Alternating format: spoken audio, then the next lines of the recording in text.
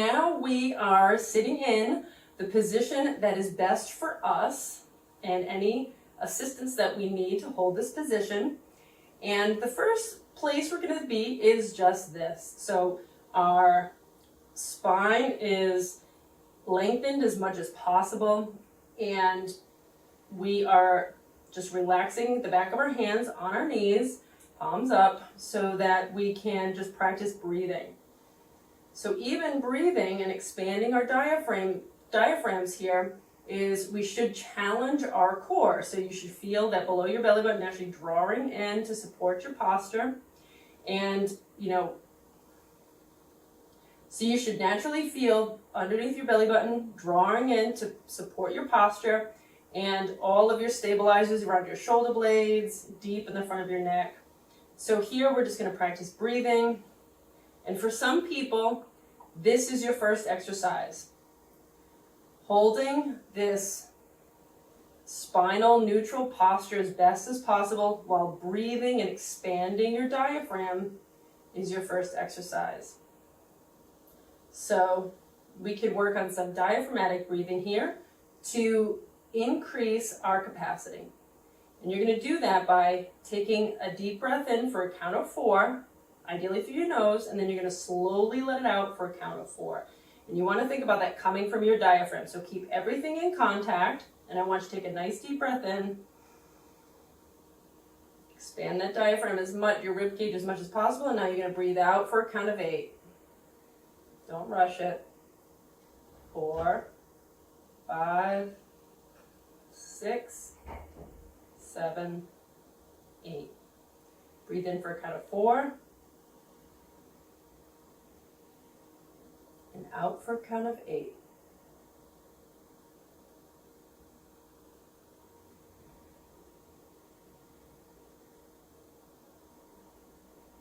Breathe in for 4.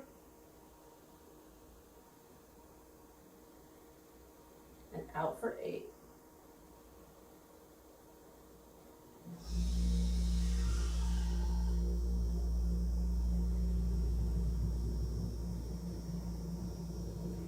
Now, if you need to continue some diaphragmatic breathing, and this is as far as you're going to be going today, then just continue doing that. Now that we've prepped this position and you want to move on, let's see if we can get our arms up into the goal post position. So step 2 is putting your arms against the wall. If you cannot touch your arms to the wall, and what's really important is that it's not just the elbows and the wrists are away, it needs to be the whole arm, okay? So if this is where you're at, you need to actually bring your arms away from the wall, elbows underneath your wrists. I'm going to go through how to strengthen this posture here in order to get fully contact with the wall in this section. If you have no problem holding this position here with your arms against the wall, then skip this next part and move on to the next one. So we need to start exercising, training the tissue, so opening up flexibility as well as stabilization to get your elbow and the wrist back against the wall. We're going to do that by making sure that the elbow is always under the wrist. Everyone likes to float that elbow back and the wrist stays forward, but that's going to develop a problem in the shoulders, or if you already have a shoulder impingement, it's only going to aggravate it. So we do not want to ever have any pain in the shoulder. So find that sweet spot away from the wall where you're as close as you can be with the elbow underneath the wrist, nicely stacked, okay? From here, what we're going to do is do some 5-second isometric contractions where we're trying to press back to the wall. And I want you to think about those shoulder blades are pulling down the brow line and using the back of the shoulder to contract, and you should be feeling a release through the chest, okay? So let's take a nice deep breath in.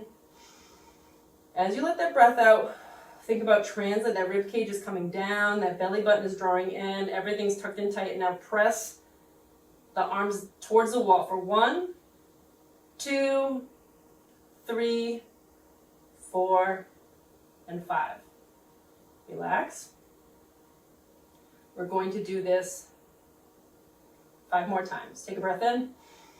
As you let it out, draw everything in, set that foundation, and now contract, pull those arms back for 1, 2, 3, 4, 5.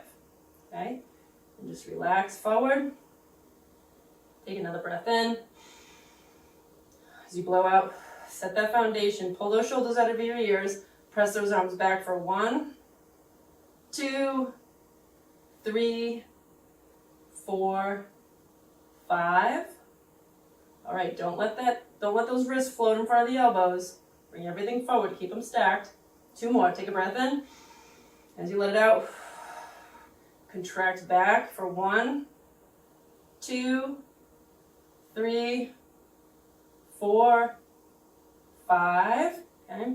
You don't want any of that base position that you set. You don't want any of that pulling away from the wall. All right, let's take a nice deep breath in. As you let that out, contract the back of the shoulder and around the shoulder blades to pull those arms, that elbow and wrist back towards the wall as best you can. 3, 4, and 5. Good. And so if this is where you're at for now, you can increase, do more repetitions of this, or rest and do another set of this. But you want to work on this pattern here until you get to the place where you can now hold the arms against the wall, wrist and elbow.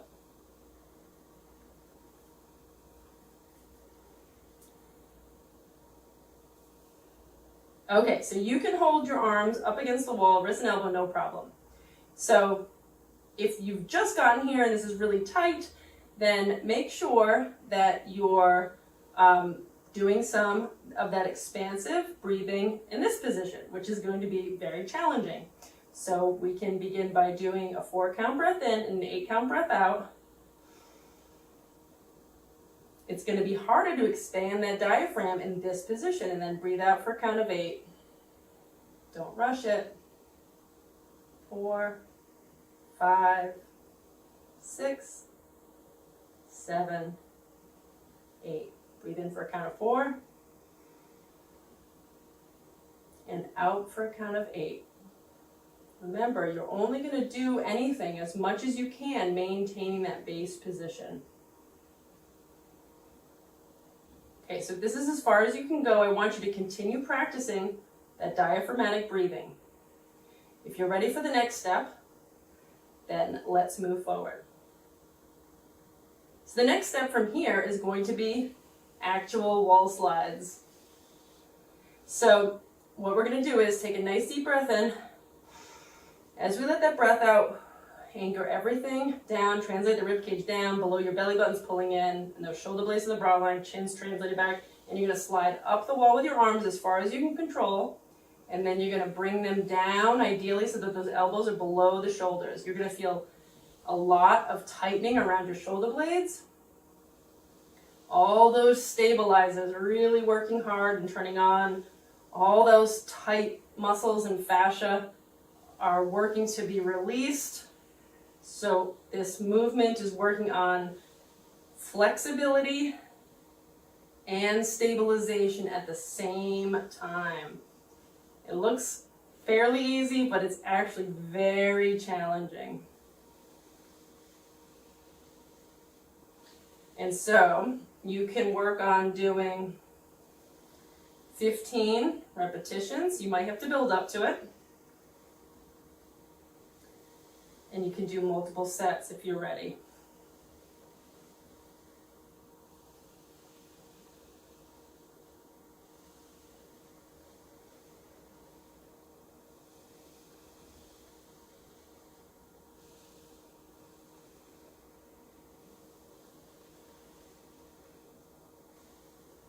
This is just always a great exercise to incorporate into your routine. This is always challenging the balance of all of those core muscles and the flexibility around your shoulder girdle. It's just a really great check-in, even a warm-up before any of your other exercise days, especially if you're lifting.